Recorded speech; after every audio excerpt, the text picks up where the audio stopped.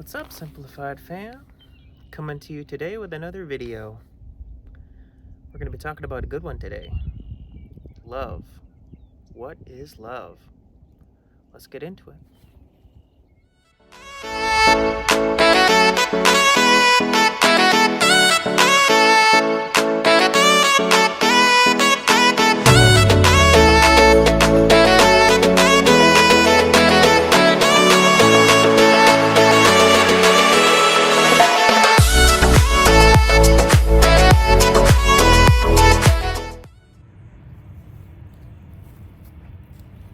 What is love? That's a great question. I'm glad that you asked. Well, to start things off, let's define it first. Let's define it two ways. One, by the world's definition and what people think that love is. And then two, by the Bible's definition and what God says that love is. So, for the world's definition, take a look at this clip. If you could define love. No, I can't. But we're going to go see a whole play that's all about love. What play is that? Hamlet. Okay, so you have no definition for love. It's too comprehensive and too complicated to even try to define it. Okay, that's good. Something that makes you extremely happy in who you are. Love is something that makes you sleep at night. Makes you sleep happy at night. Okay. That's pretty much love. So love is something that makes you sleep happy at night. Yeah. Okay. It's a question. Physically and emotionally. If you could define love. Oh my gosh. Just genuinely being happy and like having someone that you can share things with. And yeah, just like that pure like friendship, a really deep friendship that makes you like happier than anyone else in the world.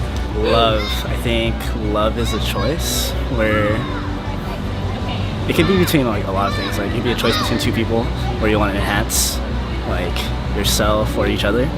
And then love can also be a passion towards something like dance. Something like what? Something like dance. Like something Okay. you enjoy. Yeah. Right? Okay. Isn't that interesting? That some people say that love can't be defined, that it's too complex, and others think that love is something that helps you sleep happy at night. Now, of course, keep in mind, this is not an in-depth definition of what everybody thinks that love is, but this is just a snapshot as far as what the world will tell you what love is and what people go about acting. Even if they say that love is something deeper, their actions speak louder than words. So now for the Bible's definition. 1 Corinthians chapter 13, really the whole chapter explains what love is, but I want to focus on just a small portion, verses 4 through 8. And that says, love is patient and kind, never jealous or boastful or proud or rude. Love isn't selfish or quick-tempered. It doesn't keep a record of wrongs that others do. Love rejoices in the truth, but not in evil. Love is always supportive, loyal, hopeful, and trusting. Love never fails. So by the Bible's definition, if love never fails, then you've heard people say, I've fallen in love with him or her. And then on the flip side of it, if they break up, sometimes they'll say, well, the love just isn't there. I've fallen out of love with him or her. But by the Bible's definition, if love never fails, then you can't really fall into something and fall out of something. Love is not like a pothole that you're just walking around and oops, I fell in, or oops, I fell out. Love is deeper than that. Love is action. Love is a choice. But here's the thing. We go through life living as if it's a feeling, as if it's a whim. Like we just, whatever, right? We do that with our dating lives. And that's why it's really, really toxic the way we date. We have to intentionally date, because majority dates just willy-nilly, and they just date just to get experience. That's not how you should date. You hop into a relationship and it doesn't work out. You don't really see it going anywhere. You don't see this person as a marriage material. You hop out of love, right? You break up, emotions are involved, feelings get hurt. If you don't see it going anywhere, right, don't hop into that relationship. If your end goal is not marriage, then why are you dating? If your end goal is to move on to somebody else, save you and the other person the heartache, the pain from having to go through any of that. You have to intentionally date, because love in a relationship goes beyond like or infatuation, and a lot of people will mistake the two. A lot of people will say that I love this person, I fell in love with this person, when really what they mean to say is I fell in like with this person. Check out this other clip. This just in, okay? Public service announcement. Love is not a drug. And you don't use it to get high. You don't use people. Dating is not a drug. And if you have bought into that lie, if you're chasing the next high, chasing the next feeling, it's also going to come with the hurt and the hangover, the withdrawal, if you will. When you begin to try to learn how to do it right, it's going to be painful, because all you know is what's wrong and you're hooked on it.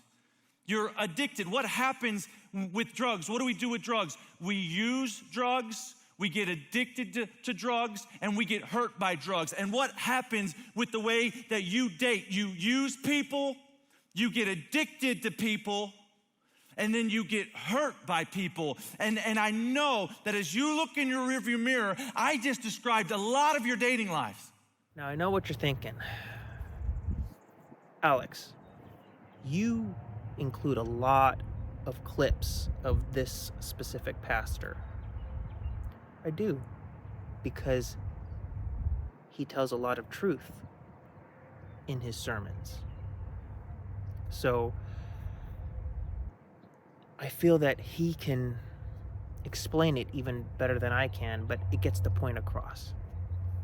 Now, also, we go through life and we listen to a lot of what other people tell us, right? So in terms of love, because that's what we're talking about today,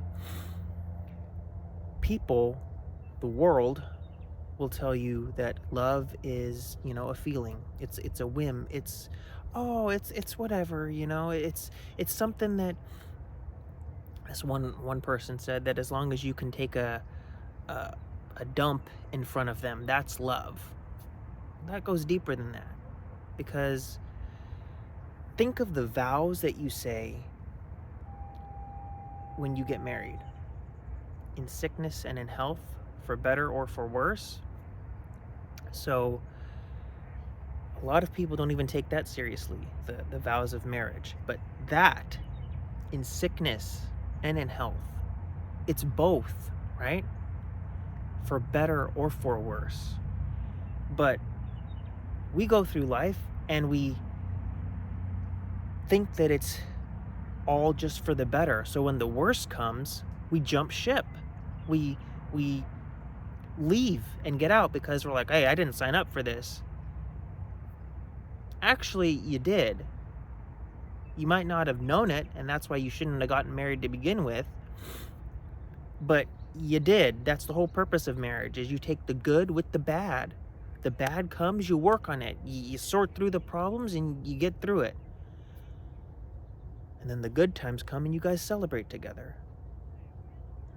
But when we go through life and we're just dating with no intentionality behind it, that's not love. That is headed for a train wreck, a car crash. We have to avoid doing that. We have to date with intention. And to date with intention, you have to have a different way of looking at what love is, because you cannot say that you've fallen in love with somebody and then when the times get hard and the times get tough, or the spark isn't there, then you break up. For me, I look at when I date with the intention of getting married. So if I don't see myself potentially marrying this person, I'm not going to get involved, because that's just not the best way to get into a relationship. Think of it this way.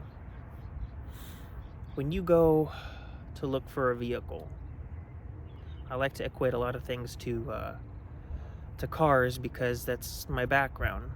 I was a mechanic. But when you're going to look for a car, let's say you want a Camry. Are you going to go shopping at a Ford dealership and look at a Fusion if you want a Camry? No. You're going to go to a Toyota dealership, more than likely, and look at Camrys and figure out if you want an SE, an XSE, an XLE, one of those submodels, an LE. But you would look at Camrys. You would look at maybe pre-owned or brand new, right? You're not just going to look at any sedan. You're going to look at a specific category, a specific type. The same way with dating, right? You're going to date with the intention of getting married. And all of that is